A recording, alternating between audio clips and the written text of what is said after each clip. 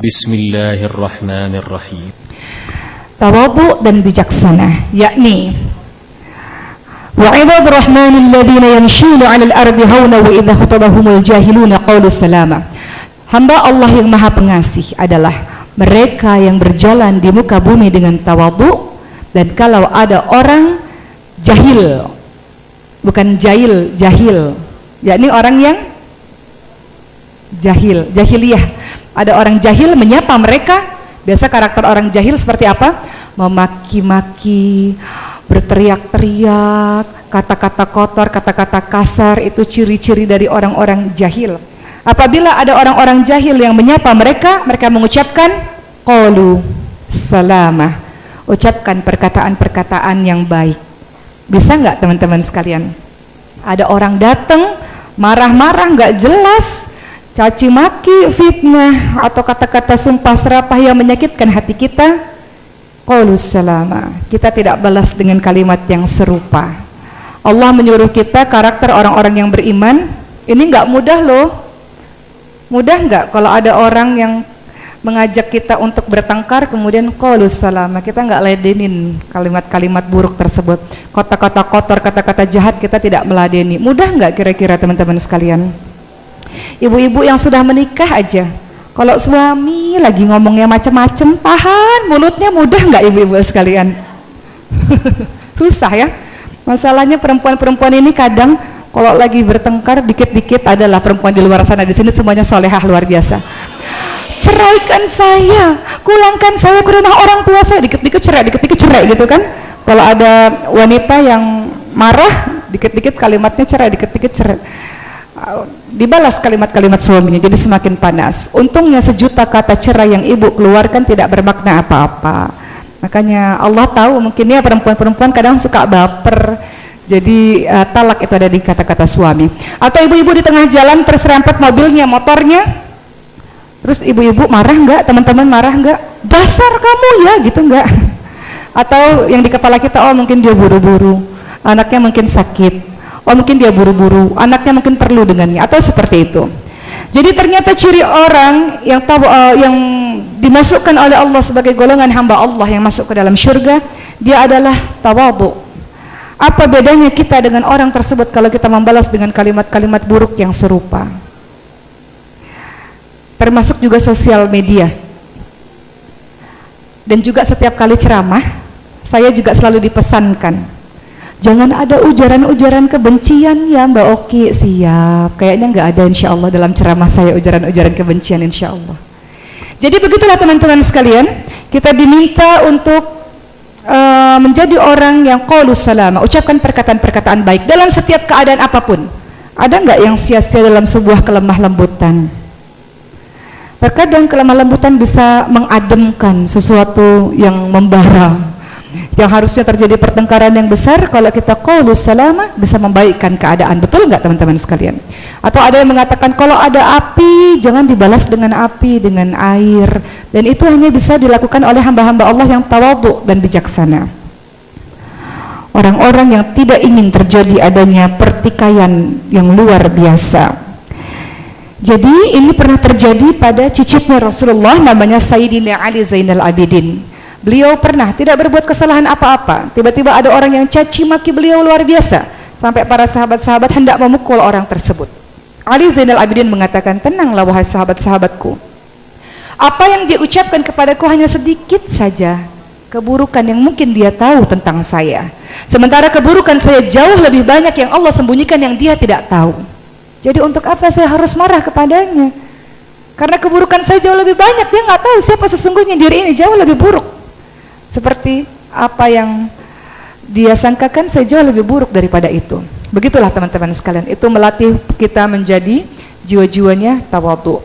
Saya pernah punya seorang guru, beliau bercerita kepada saya, Oki, bayangkan, saya ini waktu lagi berceramah, keluar dari gedung ceramah, tiba-tiba ada orang tarik kuping saya sampai ke bawah, kemudian mengatakan, kamu ceramah apa barusan?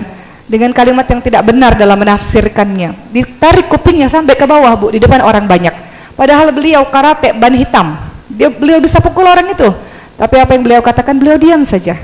Tawadhu, diam dan minta maaf kalau memang ada kesalahan. Sampai akhirnya orang yang menjawar sampai ke bawah itu di suatu hari justru minta maaf karena akhlak baik yang ditunjukkan oleh orang yang dijewer itu. Jadi lihatlah bagaimana karakter orang-orang beriman hamba Allah, dia tawadhu dan bijaksana. Begitu pula dengan Rasulullah.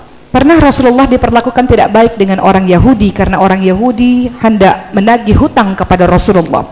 Hutangnya belum jatuh tempo, tapi orang Yahudi ini betul-betul memperlakukan Rasul dengan sangat buruk. Beliau tarik selendangnya Rasul dan kemudian Rasul agak sakit dengan kalimat-kalimat yang buruk. Umar bin Khattab hendak melukai orang tersebut. Umar bin Khattab, sahabat Rasul yang tidak rela Rasul diapa-apakan. Sampai Rasul mengatakan, wahai Umar, ambil di Baitul Mal harta untuk mengembalikan uang orang Yahudi ini dan tambahkan lagi. Kenapa ya Rasul? Kenapa harus dikembalikan lagi? Kenapa harus ditambah lagi? Apa kata Rasul? Karena engkau telah menakut-nakuti dia sehingga engkau harus memberikan hadiah kepada dirinya. Begitulah teman-teman sekalian. Jadi terkadang kita mungkin baik, sholat kita baik, baca Quran kita baik, tapi kadang lisan kita tak terjaga. Betul enggak?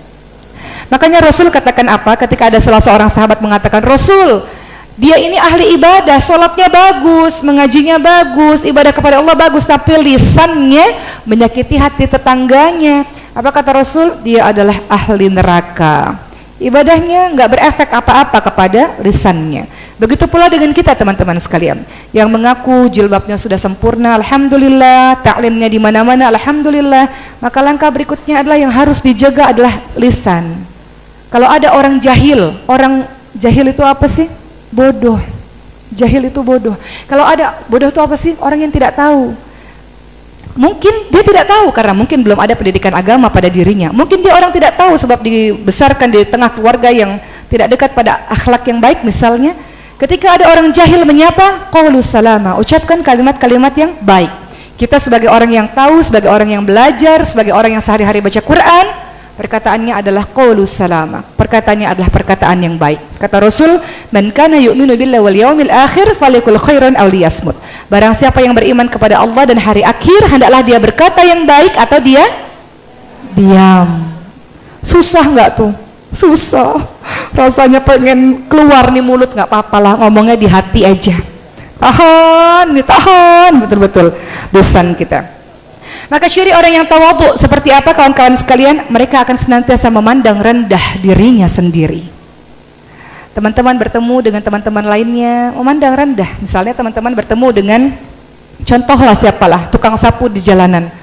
Dalam hati teman-teman, dia mungkin ibadahnya lebih baik daripada saya. Dia mungkin sholat 5 waktunya di masjid tidak seperti saya. Dia jauh lebih hebat di mata Allah daripada saya. Jadi orang yang tawadhu senantiasa memandang rendah dirinya sendiri. Dia paham bahwa dirinya bukan orang yang sempurna. Dia paham bahwa dirinya adalah orang yang banyak melakukan salah, banyak kekurangan, sehingga dia akan senantiasa menghargai orang lain. Tawadhu itu dia akan menghargai siapapun orang itu, apapun pekerjaannya. Saya pernah dulu sosial eksperimen, dulu masih zaman SMA. Datang ke mall pakai baju yang lusuh banget. Ya Allah Bu, nggak dihargai saya Bu, nggak dilihat, boro-boro. Tapi seminggu kemudian saya pakai baju bagus, Bu, dilayani luar biasa. Ricis juga punya pengalaman kayak gitu. Kan ini generasinya Ricis kan sebagian kan. Ricis kan penampilannya begitu kan, teman-teman tahu kan. Dia masuklah ke toko berlian karena dia mau beli ibu kita hadiah ulang tahun. Udahlah penampilannya ABG yang begitu tuh, si Ricis kan nggak macam-macam gayanya. Akhirnya nggak dilayani, nggak dilihat sama sekali sama pembelinya, jutek pembelinya. Akhirnya Ricisnya kesel, orang aku mau beli cash loh, beli banyak-banyak malah nggak dilayani. Maksudnya apa? Banyak orang di luar sana yang tidak menghargai seseorang. Kita nggak boleh menjadi orang yang seperti itu. Terkadang kita lihat ada kalimat, don't judge book by its cover. Jangan pernah melihat orang hanya dari covernya aja. Mungkin kelihatannya biasa aja, tapi sesungguhnya dia orang hebat, Masya Allah, yang kita nggak tahu. Betul nggak Ibu-Ibu sekalian? Banyak loh orang-orang hebat, orang-orang yang luar biasa, Masya Allah, penampilannya sangat sederhana, sangat tawadhu. Seperti Abdurrahman bin Auf. Tahu Abdurrahman bin Auf, salah seorang sahabat Nabi, konglomerat, Masya Allah, uangnya triliunan kalau kita konversikan pada zaman sekarang, tapi penampilannya sangat sederhana. Kalau beliau bergabung dengan pelayan, orang nggak tahu mana pelayan, mana bos. Saking tawadhu sederhana, hartanya yang banyak disedekahkan di jalan Allah. Tawadhu luar biasa. Begitulah kita, kadang kita menilai seseorang dari penampilannya saja sehingga kita merendahkan seseorang, kita nggak pernah tahu apa yang ada pada dirinya, kehebatan apa yang ada pada dirinya. Termasuk saya. Di tengah-tengah kita ada ahlul Quran, mungkin. Di tengah-tengah kita ada para ustadzat. Di antara teman-teman semua ada orang yang luar biasa seperti mbah-mbah, pengalaman hidupnya luar biasa, tapi dengan penuh ketawaduan mau duduk untuk mendengarkan. Itu bukti dari ketawaduan. Hari ini saya bicara, besok saya yang duduk, gantian ibu yang berbicara. Seperti itulah teman-teman sekalian. Ya, jadi ciri orang yang tawadhu, dia akan senantiasa menghargai orang lain, siapapun dia. Dan kemudian dia akan mudah dalam menerima nasihat orang lain. Kalau diri sudah sombong, susah untuk menerima nasihat orang lain. Tapi kalau diri merasa kosong, pasti akan selalu dapat menerima nasihat orang lain. Maka katakan kepada orang-orang, saya selalu minta nasihat pada mbah-mbah biasanya.